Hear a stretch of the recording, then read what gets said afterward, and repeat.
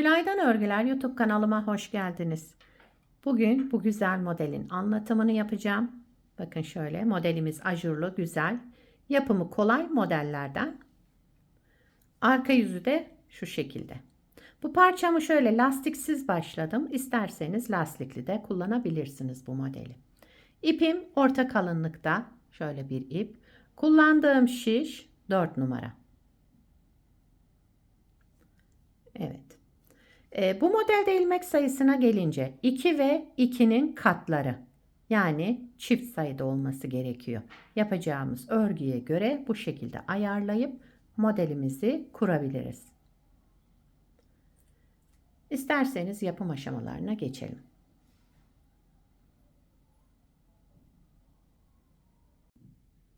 Evet, ben lastiğimi hazırladım. Bu parçayı da lastik üzerine başlayacağım.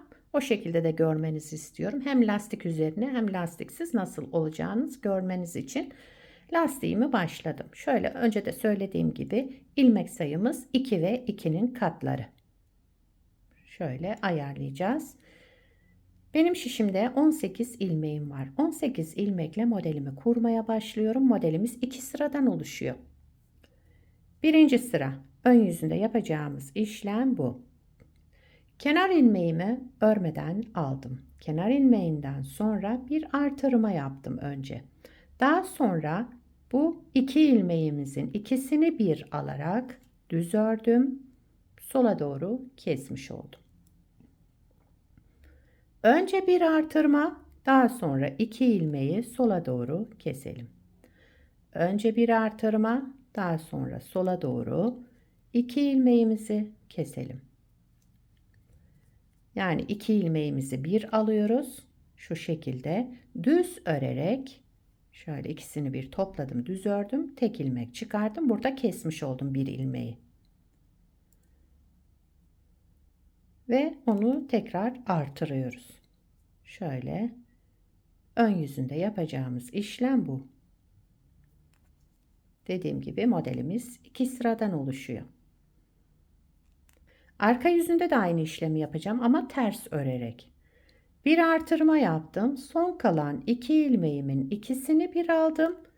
Şöyle düz örerek sola doğru kestim. Burada artırma yapmıyorum tekrar. Kenar ilmeğimi ördüm. Sıra başında artırmayla başladım. Sıra sonunda keserek bitirdim. Artırmayı yapmadım tekrar. İkinci sıra arka yüzüne geçtim. Burada yapacağım işlem kenar ilmeğimi örmeden aldım. Bakın.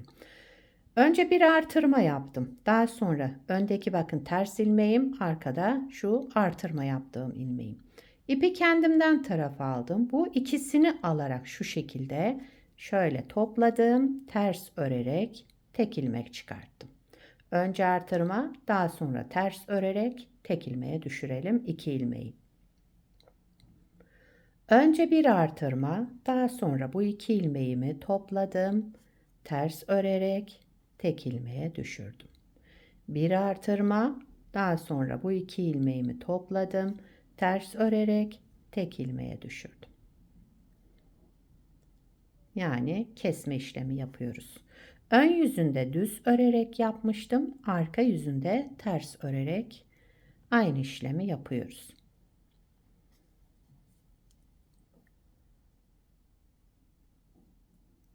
Evet, şöyle yavaş yavaş yapıyorum. Yeni öğrenenler daha net görsün, daha kolaylıkla yapabilsinler diye. Arka yüzünde de yine artırarak başlamıştım.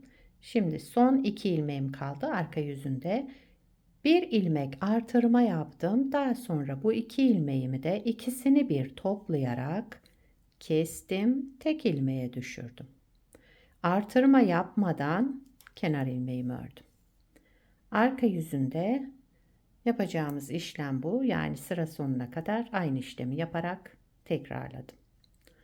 Evet, modeli bir kez kurdum. İsterseniz bir kez daha kuralım hemen.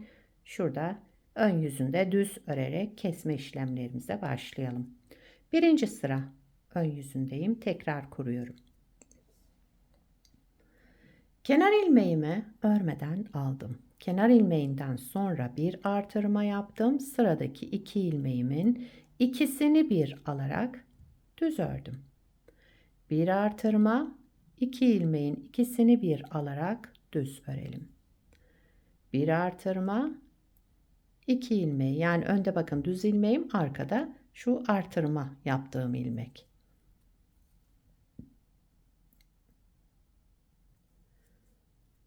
Sıra sonuna kadar böyle devam ediyoruz. Önde bu ilmeğiniz olacak bakın. Yoksa model kayar. Buna dikkat edelim. Sıra başında artırma yaptım. Daha sonra kenar 2 ilmeği alarak kestim. O şekilde başladım. Şimdi sıra sonuna geldim. Önce artırma yaptım. Sıradaki 2 ilmeğimi kestim. Şöyle tek ilmeğe düşürdüm. Artırma yapmadan kenar ilmeğimi ördüm.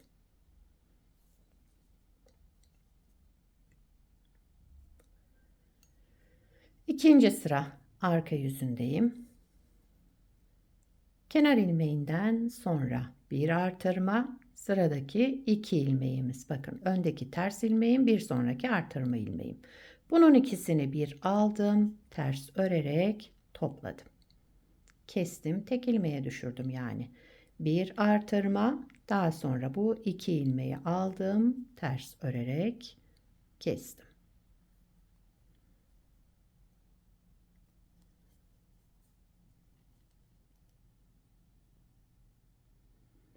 Önce artırma, daha sonra 2 ilmeğin ikisini bir alalım, ters örerek tek ilmeğe düşürelim. Buna kesme işlemi deniyor arkadaşlar. Kestim derken kafanız karışmasın. Yani 2, 3 fark etmez. İlmeği alıp tek ilmeğe düşürünce orada kestim denir. Yani ilmeği azaltıyoruz. Şu şekilde artırma, şu şekilde kesme, yani azalttım tekrar bakın. 2 ilmeği tek ilmeğe düşürdüm. Bunları yeni öğrenenler için açıklıyorum arkadaşlar. Tabii ki örgüyü bilenler için bu kolay. Evet, sıra sonuna geldim. Kesme işlemini yaptıktan sonra kenar ilmeğimi düz ördüm. Burada artırma yapmadan kenar ilmeğimi ördüm. Evet, modeli 2 kez kurmuş oldum. Model hep böyle tekrar edecek. Lastik üzerine şöyle bir görüntüsü olacak. Biraz önce gösterdiğim gibi bu da lastiksiz başlamıştım. Yani lastik kullanmadım altına. İlmeklerimi çıkardıktan sonra arka yüzünde bir sıra ters ördüm. Ön yüzüne geçince modelimi kurmaya başladım bu parçamda. İsterseniz lastikli, isterseniz lastiksiz başlayabilirsiniz. Yapacağınız örgüye göre değişir. Etol şal yapacaksanız bu şekilde başlayabilirsiniz. Lastiksiz. Altı şöyle salaş, geniş örgülerinizde de bu şekilde başlayabilirsiniz. Başka türlü de yapacaksanız şöyle lastik kullanabilirsiniz. Tabii ki istediğiniz lastiği de kullanabilirsiniz. Şöyle. Bu modeli yetişkin örgülerinde, çocuk örgülerinde hepsinde kullanabilirsiniz. Gayet güzel, yapımı kolay modellerden. Beni buraya kadar izlediyseniz bir beğeni yapmayı, yorum yapmayı, beni desteklemeyi unutmayın. Şimdiden hepinize teşekkürler. Yapacak olanlara kolay gelsin. Bir sonraki videoda görüşmek üzere. Hoşça kalın.